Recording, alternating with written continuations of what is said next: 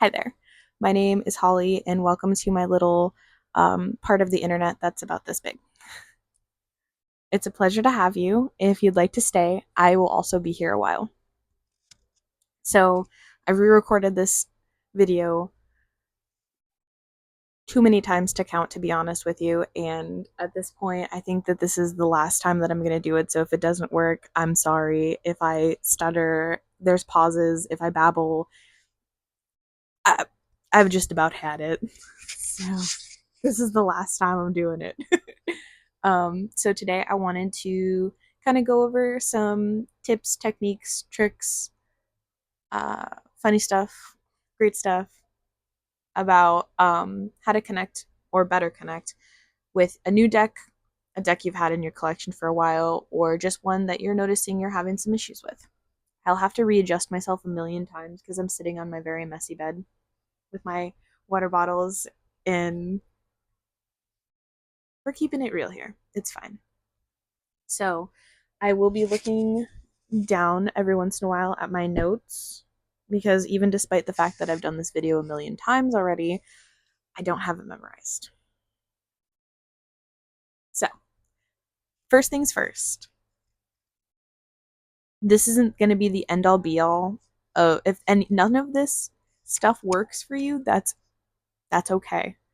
If you've done all this stuff before and you already know all this stuff, that's also awesome. I'm mostly just making this video because if there's even one person I can help better connect with their practice, that's the name of the game. That's the goal for me. That is the honest goal.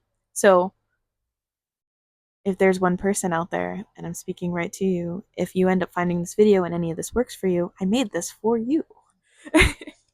So if you hear my stomach, I'm sorry. I'm also starving. So the first tip is going to be the most obvious, and this is more for newer decks, or if you're going to get a new deck, and you just want to know how to better connect with a newer deck. And that is obviously picking a deck that fits your belief system, your views, or your overall aesthetic and your interests. It's not the end all be all, so you can always pick out a deck that if Halloween is all year for you, but you really like that flower deck, get that flower deck anyway. It doesn't matter. But it's more for beginners, if you will. I should have done that. I should have stuck to my guns and gotten some stuff. Like when I first started, I should have gotten decks that fit me better, but I refused, and those I don't even have them anymore because I decided a long time ago that those weren't going to be the ones for me. If I'd done all of this, I probably would still have them. Whatever. It's okay. So,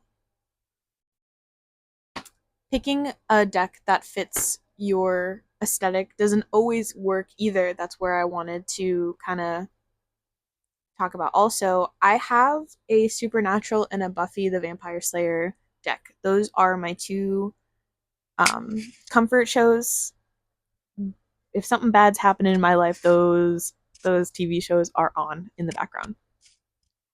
But for some reason, I hope I'm not alone in this. There's a disconnect there that even without this stuff, I can't make work for me. So that's why I have um the Hanged Man in the back of my phone, actually in like my phone case, and it has Spike from Buffy the Vampire Slayer on it because I can't make it work for me, but I still love the deck because it is something that I love. But it is unfortunate. But there's like that disconnect with pop culture decks that I have, at least. It doesn't I see pop culture decks work for people all the time, but for some reason that's like the only type of deck that doesn't work for me specifically. Anyway, let's move on to the next one. The next one I'm super excited to talk about because I love this kind of stuff. And that is getting a deck with a deity, god, goddess, guide, or past loved ones in mind. So if you are in the market for a new deck and you want to better connect with your loved ones or your like patron deities or patron saints or anything like that, get a deck with them in mind or get a deck about them. I'm going to use some examples of mine just because I'm a visual person.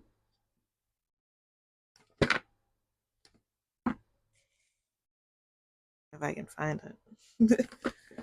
Oh, okay.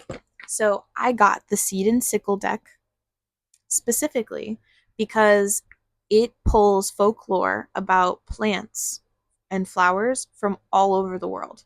So this is my ancestor slash past loved ones deck. This is how they communicate to me. This is how I communicate with them. That's specifically why I got it.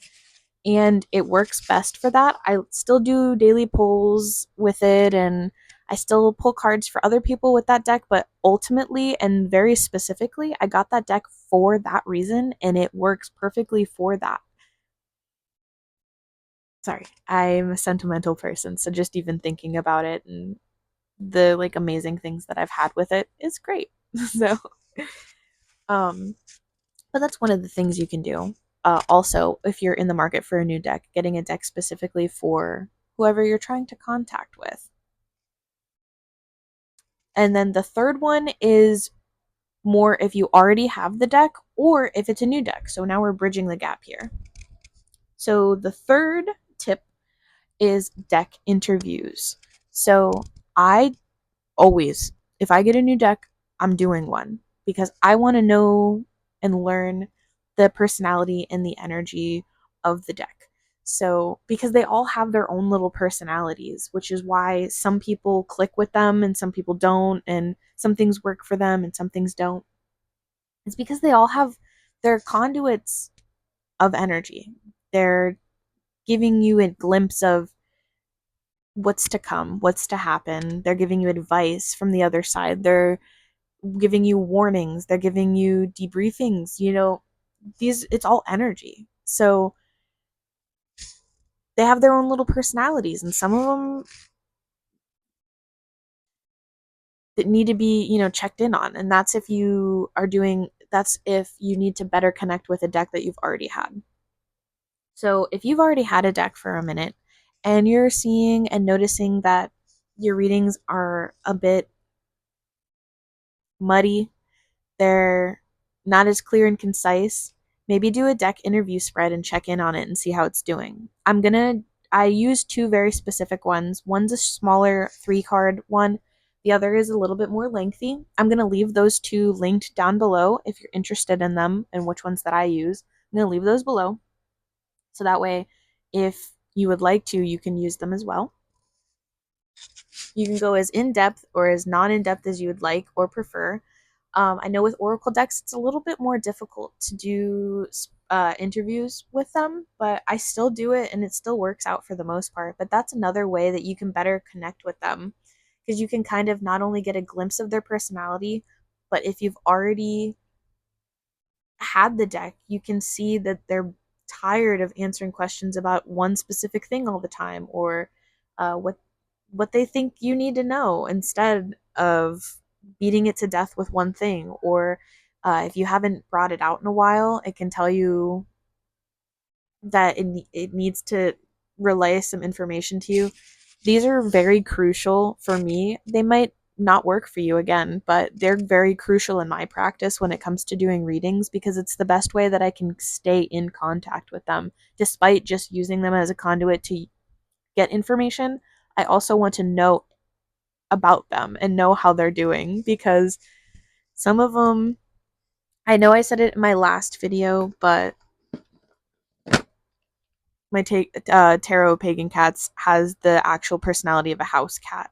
So it's super moody and it's so tired. It gets so tired of being asked the same question over and over again, and it lets me know.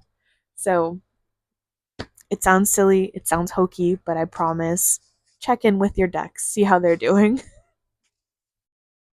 The next one is going to be cleansing your decks your way. Everybody has a very different way of doing it. People do smoke cleanses. Some people do, they cleanse with like selenite, which is fine too. Um, I know that my best friend, she blows on her deck before she does a reading to put her energy into it. And then there are people that knock on it. I'm a knocker. I knock on them.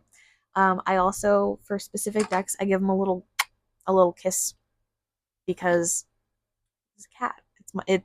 This is pretty much is the embodiment of my girl Sid, who passed 3 years ago. So of course I'm gonna give it a little kiss. It's almost like, and again, as silly as it is, it's giving it's giving it the adoration, it's giving it the admiration, it's giving it the love and the appreciation that it deserves. And also, again, this has her energy all over it. So of course I'm gonna give it a little kiss. Come on. But cleanse. So you don't even have to if you don't want to cleanse, but cleansing it could be another way you can better connect with it. And you don't even have to do all the bells and whistles. You can literally probably just look at it and go, I'm cleansing all of it. It's all about intention, you know? So the next one is intuitively spending time with it. So I know that there are some people that like to sleep with a new deck under their pillow, or even if they've already had it, they like to sleep with it under their pillow. My pillows are like this thin. It's not going to happen for me, Captain. So I'm not a big fan of that strategy. But I do really like sitting down, lighting my candles, closing my eyes, and doing a push and pull thing with my energy. So I'll sit with the deck in my hand and I'll just push my energy into it and take it back, and push it right back in and take it right back. Um, this is getting it familiar with how you're doing, um, and what you're doing. And it's already, because I don't know if you, yes, you, I don't know if you're the type of person that likes to say the questions out loud, or if you're the one that likes to just close your eyes and do it quietly. But I feel like if you're one that likes to do things quietly, doing that push and pull thing already gets it right into your head. So that's a way that you can also intuitively spend time with your deck. A lot of other people, they like to go for walks, do readings outside with it, you know, kind of get more of that like elemental energy going into your deck. Other ways that you can do it is take it everywhere you go. Your pocket, your bag at work, leave it in your car when you're going on long drives. If you're going on vacation, take it with you. That whole thing. I don't necessarily do that just because it's hard for me to pick one. So I don't. So the only thing that I do when it comes to spending time with it is mostly just sitting with it and doing the energy pull thing. And if that'll work for you, I'm glad we talked about it. Um, the next thing I really, really, really, really encourage, and that's mostly if you have more than two decks.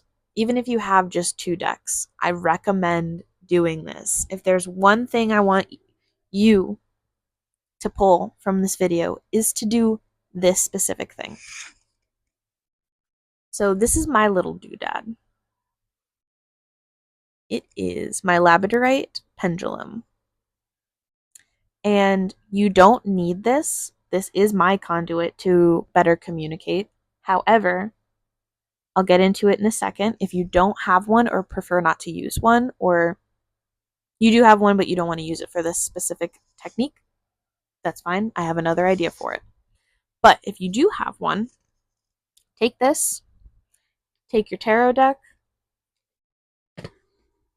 take your oracle deck, lay them down, and ask, hey, Tarot of Pagan Cats, do you work very well with the Oracle of Mythic Heroes?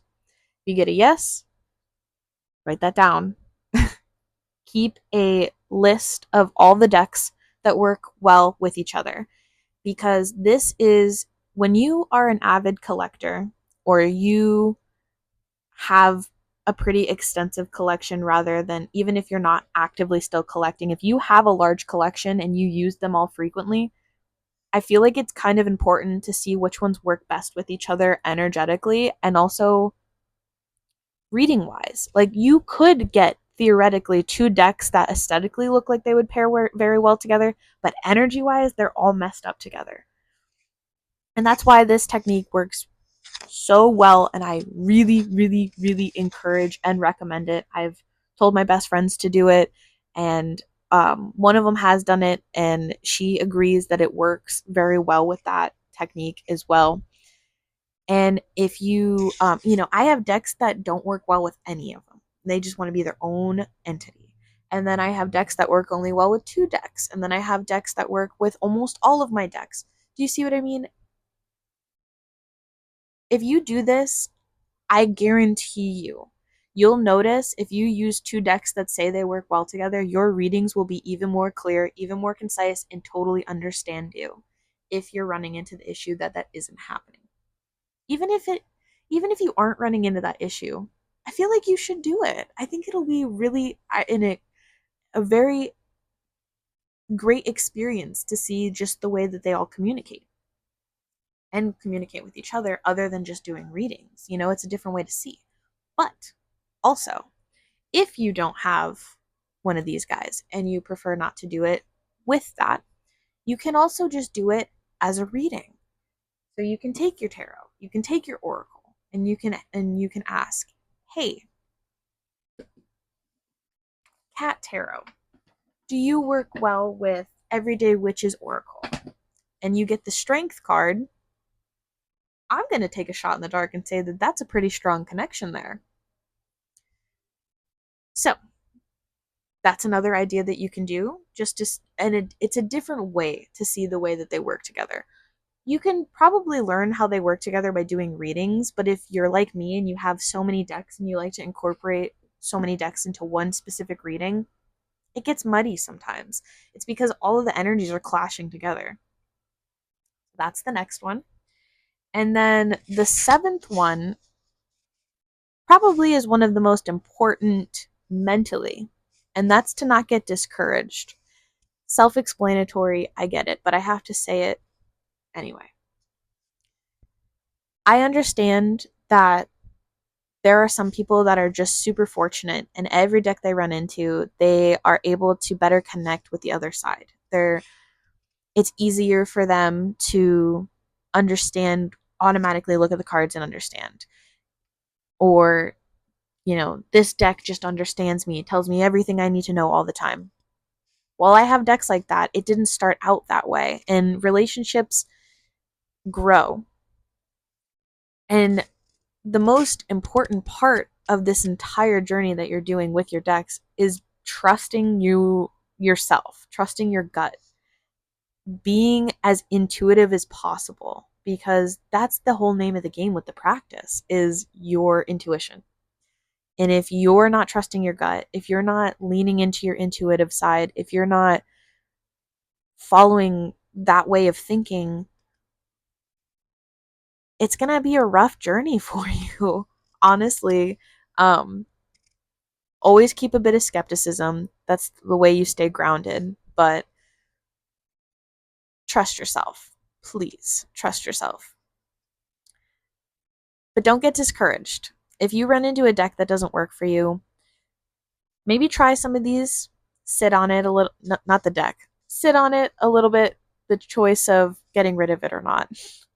And then, you know, all in all, it's okay if something doesn't work for you. That's the most amazing part of this entire practice, is the ever evolving knowledge and the expansion, and there is so many different techniques for how things work.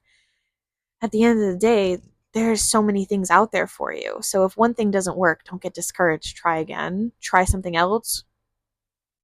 Or it's not the end of the world either. So please don't get discouraged. Keep going with it.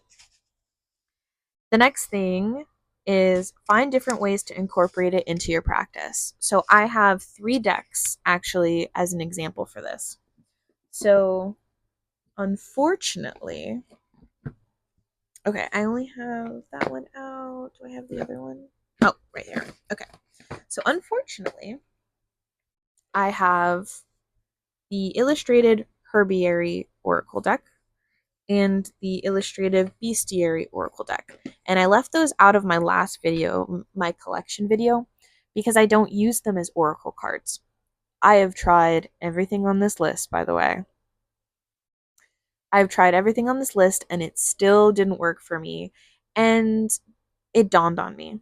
I can use them in my practice for different things, not necessarily what I guess they were made for, but I can use them in other ways.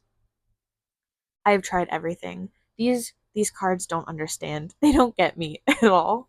Um, but I do use them with candle work and spell work and altar, as altar placeholders, if you will. So let me pull one out for an example. So let's say I'm really down on myself, right? And I want to do like a self-love kind of reading, or not a reading, a self-love like candle. I have a pink candle.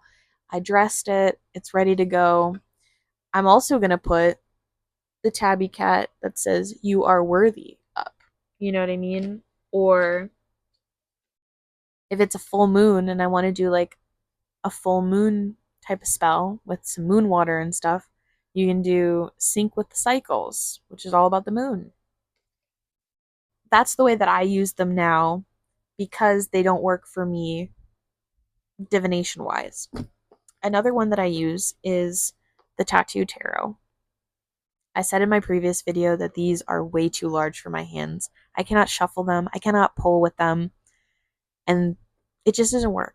So, what I do now is I use them as sort of like altar my like altar offering little area. I don't know how else to explain that other than just use the example that I have up right now, and that is I have a little bowl of offerings for the goddess Tyche, who is the goddess of luck and fortune, and I have the Wheel of Fortune card in the bowl with all the offerings, and like that's kind of what I do with it now instead of unfortunately being able to use them. I use them as altar spaces. So if you have a deck that just doesn't work for you, maybe try incorporating it into your practice in a different way, a more creative way, if you will. And last but not least, I sort of got into a little bit with the don't get discouraged part, but that is use your intuition. I'm going to say it a bunch of times. Use your intuition. Use your intuition. And for more emphasis, use your intuition. You were gifted it for a reason. Chances are, if you're dabbling in this type of work, you probably have a good intuition. Trust it. Trust yourself. Please. You wouldn't be given this gift if you weren't going to use it. So, if everything that I just said it did not resonate with you whatsoever because you have a deck that just does not work for you whatsoever, sell it on eBay. Sell it on Depop. Donate it. Gift it to a friend. Gift it to a family member. Because at the end of the day, your practice is yours. People can give you techniques and tricks and tell you what works for them until the cows come home. But at the end of the day, the only person that's going to know your practice better than you is no one. Only you know it. So, if you notice that none of these would work, or you've done a variation of these already without even watching this and you're just running it through, trust yourself. There's no point in worrying about something like a deck not working out for you. So if it doesn't work, that's okay. It happens. It's not the end of the world, and that just gives you more space to get another one. So if any of these worked for you, let me know. If you've already done one of these before, let me know. And if I left out anything and there's a tip, technique, or trick that you have that's worked for you, let me know. I love nothing more than being schooled on things. So tell me so that I can also incorporate that in my practice and see. As always, thank you so much for spending some time with me today. You spent about 25 minutes with me. Thank you for deciding to do that. I hope that even if you took nothing from this video, you still had some company for a while. And if you did take anything from this video, I hope it worked graciously for you. And if it did, like I said, I'd love to hear about it. Thank you so much again for taking the time. And it's great to have you. I know I've said that already before, but it's great to have you. I hope that you have a great day wherever, whenever you are. And